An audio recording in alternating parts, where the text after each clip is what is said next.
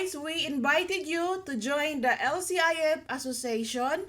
To become a member, just click on the link below. Here you can get support, information, and discounts.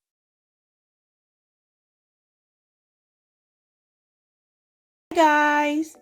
Mai-share naman ako na recipe na pinakamadali lang. So, I think 1 minute.